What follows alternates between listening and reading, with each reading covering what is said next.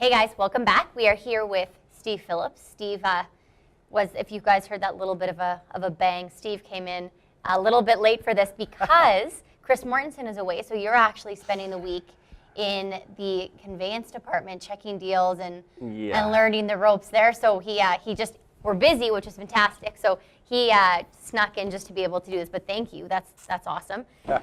And a huge kudos to you, Steve, because to take the initiative to want to learn the other aspects of the company, stuff like that as well, which is awesome. And want is a strong word.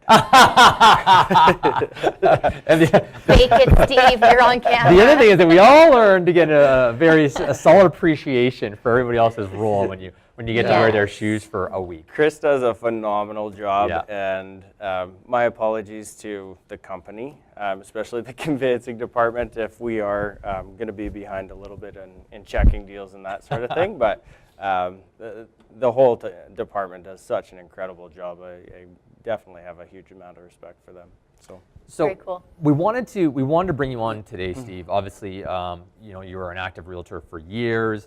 And one of the things that happens out there is the realtor transactions, realtor to realtor communications and interactions don't always go as smooth as they could. So we want to talk about some sort of best practices to make them go as smooth as possible. Because I have a firm belief that if you have a good relationship with the other realtor, you're doing nothing but helping your client. There's nothing worse than when things go sour. I mean, the realtor starts saying to their client, oh, this realtor is being difficult to work with. And the client starts digging their heels in the sand, saying, well, just out of principle now, we're not going to let this a-hole have this property, or I'm not going to let them win. And it starts to become adversarial. So avoiding that at all costs is so important. So let's break this down. Let's start with sellers. The showing process. And we'll bounce back and forth between sellers and buyers. Showing process. Steve, take us through some of the stuff that the seller can do or consideration for the seller side of the transaction when you're doing showings.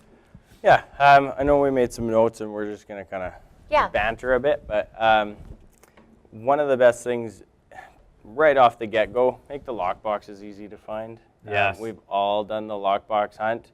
So it's like an Easter egg hunt. It is. I know there was even one time where I scaled a 7-foot fence, because it was taller than me, in a suit to get a lockbox, because I could see the lockbox, but they locked the gate.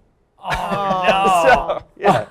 My clients appreciated it, but they thought the listing realtor was just... So make the lockboxes easy to find. Provide details, any showing instructions in the private remarks, and understand that there are honest mistakes that will happen. We often get calls on this realtor showed the property and he wasn't supposed to show the property, and sometimes there's like two that are just down the street from each other, so there might be a mix-up there. So those mistakes do happen. One other thing that I always recommend, as a listing agent, you're going to know more, or you should know more than the buyer's agent does. So why not try and sell the property for them? And you've got those decals that you stick on the wall and write on them, and just make the property easy to show. Give them the information they need to educate their client on why it is a good property. So helpful. What about from the buyer's side? So what can the buyer's realtor do during a showing? Buyer's side, book your showings in advance. Give them enough notice. That's beneficial to your clients, to your business, and to the sellers. It's hard enough selling your home, being out of it all the time, but give lots of notice. Be on time. Let the realtor know if you're running late, or if you're going to be not be able to make it for any reason. Yeah. These are rules that we have to abide by, but it's just courtesy. Yeah, it's like one step above the bare minimum of rules that we need. Yeah. I remember recently showing properties and looking at houses ourselves, and I stressed as the buyer's realtor, especially someone who is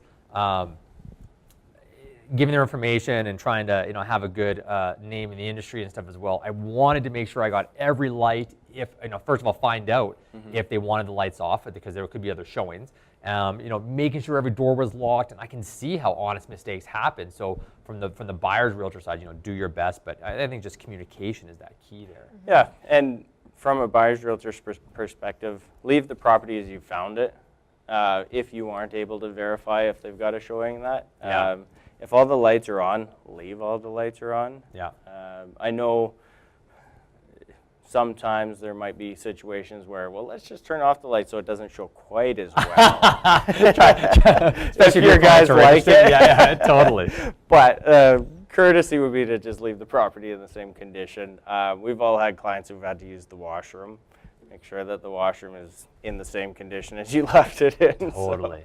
So, yeah, that kind of stuff. How about, let's talk about offers and negotiations now from the seller's perspective. You're representing the seller. What kind of things can you do to help an offer and negotiation go smooth? Ron Stater actually described the role of a realtor the best to me, which surprised me. Oh, no. Zing.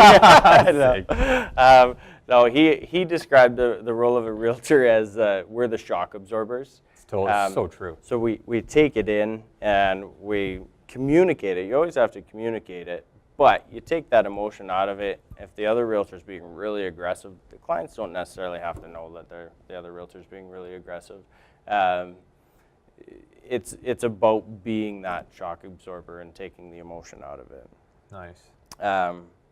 You and I talked about responding in a timely manner, even if that means, yeah, you've got 4 showings this afternoon and the offer's open till 8. Yeah. Your client wants to think about it. Let them know that you're going to be thinking about it. At least then there's some communication and you're not just putting your client behind the block by angering other people. It's okay to take time, and I would just tell them. It's like, you know what, we're not entirely sure what we're going to do. I know it's only open till like 5 o'clock, but we're going to let this one expire, and we're going to take some time and think about it. We can always counter the time if your clients are still interested. Yeah. So I totally get that. Yeah. And communicate it has been presented. Right. Nothing is more frustrating than thinking your offer hasn't been communicated and just sitting there. The calls we get saying, how do I force them? How do I make it happen? Yeah. Oh man, it's awful. So. What about conditions? What is a good way to communicate conditions? In the seller side? Both. Both? Well, do you want to talk about the offer negotiations on the buyer side first and then get into conditions? Yeah, let's talk about a few things on just so we stay in the same. Okay. Yeah, getting ahead of us, Kirsten. Sorry. Buyer's side, one of the things I love to do as a buyer's agent is calling ahead and letting them know that you're writing an offer, asking how accessible their clients are. Because if you leave say I'm writing an offer, it's 10:15, you got till 5. Oh, my clients are in Costa Rica. Probably not going to get this together. Yeah. Finding out how accessible they are, asking them how they wanted it sent over or communicated, if there's any other offers, what's in play, any other disclosures that we need to know about. And while every agent will refuse, almost every agent, some of us really like to talk, won't like to talk about the price. Most will talk about what possession dates work. Totally. Is there, from the buyer's agent standpoint, when you're asking questions, obviously, for the sake of your client, you want as much information as humanly possible. What questions do you find are the ones that the seller is the least communicative on? Right? And are there some ways to negotiate that? Because obviously, a client might be like, well, I want you to ask the realtor this, and this. Yeah. What are some of those, and what are some of the tougher questions? Well, like I said, everybody, all the listing agents know they can't talk about price without talking to their clients. Of course. But if you can get the motivation out of them by talking about possession date, they often will talk about that, which will lead you to, okay, they probably have a new build or they bought this other place. A buyer's agent can ask so many questions. Absolutely. And if your client is instructing you to ask those questions, go ahead and ask. The listing agent can't answer all of them, but if they do, then you're in a better position. And you don't have to ask in an adversarial way. Right. It can always be like, my clients are looking at some different comps. Yeah. They're concerned. We don't want to embarrass your client. Are they totally fixed in their price, or is it worth us to throw an offer in and see what happens? Yeah. And that's a nice way of saying, your property's too high, we're coming in low. Right. Yeah. You brought up a good one with conditions, because conditions can make, there's nothing worse than not having conditions waived or waiting the 11th hour. Talk about conditions from the seller's perspective first, and then from the buyer's perspective. Seller's perspective, be flexible. The buyers do need their time to do the due diligence. Obviously, you don't want to give them a whole pile of time to make sure that they're moving forward, but you got to be flexible. And sometimes we do run into legitimate circumstances where you need an extension. Yeah. But as a seller, and even as a buyer's agent, if you do require that extension, then try and waive something. Like it's a little bit of give and take, just like any negotiations. You had an example in Cochrane about the frost level going low and specific valves that you guys require. Yeah. Just a quick story. Cochrane is built on a riverbed of rocks, and so we have our water line below the frost goes deeper than in most areas. So they have this thing called a leader valve that the city will notify you if there's concerns, and you just turn on the leader valve and it prevents your water lines from freezing, and then you just turn it off and they notify you, and that's it. And the city takes care of it, they manage it, they replaced ours last year for free and stuff, but it's like, do your homework and just disclose it right away. It's like, this is happening. One of the showings we had right away, photo was sent to us, hey, what's this? All the information, we've gathered further information, all the numbers of who to call, everything else. Do your homework in advance so that people are wondering, if you know there's gonna be concerns brought up about permits or information or this type of construction that you used or something, do your homework in advance. You can easily answer the questions. Yeah, and anything that's out of the ordinary, wood basements or wood foundations, we see this a lot with. Do your due diligence and educate people. Wood foundations aren't the end of the world. Yeah. But you just have to educate them because it's not what people are used to.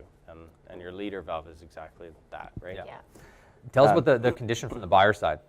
Well, real quick on the seller side, I did want to mention if you do have a seller's condition, make sure that you deal with them fast.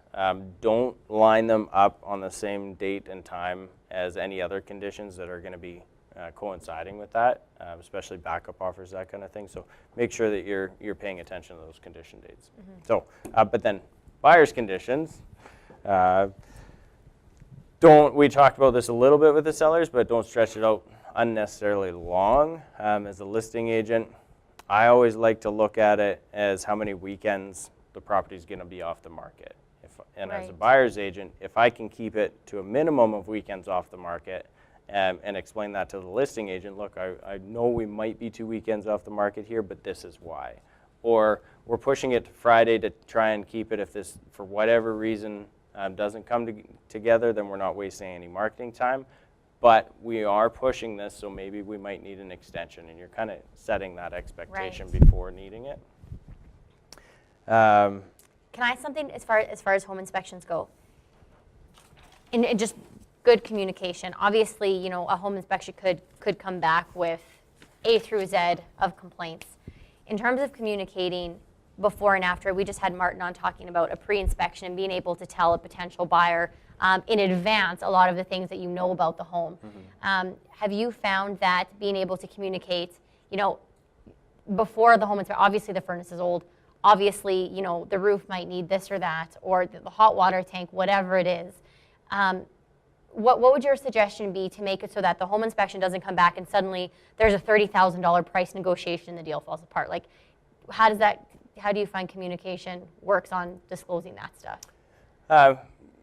In my experience, more information is better than getting surprised by something. Yeah. So you know that something is wrong with the property, but you might want to try and see if the home inspector uncovers it. Then a surprise is always harder to deal with after the fact. So then I always say deal with it up front, let them know. We price it accordingly because it has an old furnace, it's got an old hot water tank. We took that into consideration when pricing, so we're not expecting that to come back in the property inspection. Totally agree. Yeah. I just want to throw another one in here on that, and don't leave your conditions to the last moment. We talked about the importance of getting your client pre-qualified so their financing is good, and then don't wait in the home inspection. That's like, well, I don't know if they're approved or not. Well, what do you mean you don't know if they're approved or not? And if you can waive conditions early, there's nothing worse than it's 7:59 p.m., 8:30, you haven't got the waiver in yet, and you're wondering what's happening. if you can do it a day in advance, do it a day in advance. Yeah. So As soon as you know, I mean, it's great. And if you've done your due diligence, they've got pre-approval in place. Yes, it's only half the equation. The property is the other equation. But if you've done your due diligence with a market evaluation for the buyer, you know that it's probably coming in for under appraised value. And then there are some circumstances that we all get caught off guard by. But at least then you know that you can book that home inspection and not worry about having to wait for the financing inspection to come in. Yeah. Just get it done. They want to buy a house, get them a house. I like it. Let's talk about closing a little bit. Yeah. A little bit. Okay. Start with sellers. Who do you want to start with? Closing sellers. Yeah. Okay. Make sure the house is clean. It's not a requirement, but just a very nice thing. Do you want your clients as buyers to walk into a clean house? Yeah. Encourage your clients to get it clean. Yeah. One of the things that, knowing that we have some of the great cleaning vendors that we have on board now, Absolutely. for $99 to get a quick 3 hours of clean in on Best My Nest, vacuum the floors, do a quick little wipe down, Yeah. what a nice gesture. Well, and you know what that's nice about that is if you go in the place as a pigsty, you're going to see a mark on the wall or a stain on the carpet, and you're already angry, your magical move-in day is gone, and suddenly it's call the other realtor. So at least if on the surface everything looks nice and you cared, and you walk in and you're happy that this is your house and you feel good about it, Yeah. those other things might not matter so much. Well, and then talking about the mark on the wall and stain on the carpet, set expectations appropriately for buyers. It's not a brand new house, and Yep. Yeah. vice versa for sellers. It's okay to have some nail holes in the wall with pictures. It's better than puttying them over. Yes. Some sellers have the best intentions. Oh, we filled in the holes. Yeah. Now you gotta paint. Now I gotta paint the whole house. Yeah. Totally. Well, I mean, our process of kind of going and looking at homes, I've actually been taking photos of walls where they already have art and being like, you know what, we should tell them, don't worry about fixing these because we'll just put something there, right? It's Yeah. a lot easier than, you're right, dealing with a mess of walls. Well, they're not required to fix it. Right, but if you're right, if you do, suddenly it's Yeah. do you have the paint in the basement that matches this color that you painted 7 years ago that has faded because of the light? Right. Nightmare. Yeah, perfect point. So dealing with the deficiencies that you can deal with up front, maybe there is a leaky toilet that's happened in the meantime, have that addressed. Make sure it's a nice house to take possession of. Yeah. It's only supposed to be in the condition as viewed on the initial showing, so take that into consideration. I've heard some issues where the seller's realtor will kind of get a phone call afterwards being like, they took these blinds or they took this. So maybe even as the seller's agent, making sure that you do a walkthrough and making sure that everything that was supposed to stay behind did stay behind would probably be important. It's a good idea, and then on the buyer side too, that was a tip on the buyer side, but making sure that everything is there and assuming it was a mistake if it's not Yeah, it's there. not nefarious. No one's like, oh, we're Totally. gonna ring them for every penny. Yeah. It was just like, ooh, I thought I could take that. Yeah. Curtains. Curtains, blinds, microwaves, that kind of stuff happens. And usually they just return them. Oh, I thought we could take that. And they just bring them back. So it's not the end of the world. As a listing agent, make sure the sign is down and gone. Totally. Thankfully, we have an automated system within the city. I know outside of the city that it's a little bit different, but yeah, make sure the sign's down and gone. Keys are organized for possession date. If you're going to use a lockbox, you've got 5 business days to get that lockbox off of there. Sooner is always better, Yeah. but you do have that 5 days, and yeah, just being open and honest. Tell me about, so the TV is hung on the wall and it's not written into the contract, the bracket's not addressed in the contract. What's your expectation as a buyer's realtor going in there? What do you expect? And what do you educate your clients on? 4 holes in the wall. 4 holes in the wall. Yeah. Yeah. That's worst case scenario. Often the bracket will be there. I wouldn't say often, but that's the expectation. If it's not written in there, it's not going to be there. Now, is it a gray area? Is it attached? There's an argument there, but without a small claims court, you're not getting anywhere with Yeah. it. So, But I guess as a buyer's agent, it's not a bad idea to just have a conversation. Obviously, this is in the wall. Take the TV, leave the bracket. Is that okay? And then putting that into the purchase contract would be when you'd have that conversation. So Yeah. there's this bracket. We want to make sure, do you want it? Do you not want it? What's going there? Yeah. But yeah. And it's amazing what you can handle just like by having a conversation with the realtor. Just ask them Yeah. and figure out what's going Yeah. on. And most of them, they want it to go smooth just as much as you want it to go smooth too. Yeah. And that's the perfect, like the brackets is a good example for that because they've probably had that conversation with their clients already, so they know what they're going to do. And it's really about communicating with the agents and communicating with the clients, so everything is all transparent. Yeah. Steve, you're always a wealth of knowledge. Thank you so much for giving us a ton of information. Wealth of knowledge. It's true. It's true. And your diversity of being able to jump around this company in terms of the areas that you work is outstanding. Yes, Well, thank you. absolutely. Thank you. Now you can get back to conveyance. Yeah, go check some deals. Yeah. Next week we have a great meeting. One of them is a special guest, which was booked months and months and months ago. But Yeah, we not have coincidental not, at all. Well, But it is coincidental. It's but coincidental, not but not planned, planned. But we have Les Walker coming on talking about what happens. Les lived through a fire in his house and burnt to the ground, and how do you make insurance claims, and how can your clients protect themselves against such incidences? And it's obviously timely. But we're going to talk about that, and we've got some other great stuff for you guys. So, Steve, thank you so much for coming on again. Big shout out to Ian Wisdom. Thank you so much, and we'll see you guys next week. Have a great week. Have See a you great at week, the guys. AG, hopefully. Oh Thanks. yeah, Thursday. Thursday. See you then. Bye.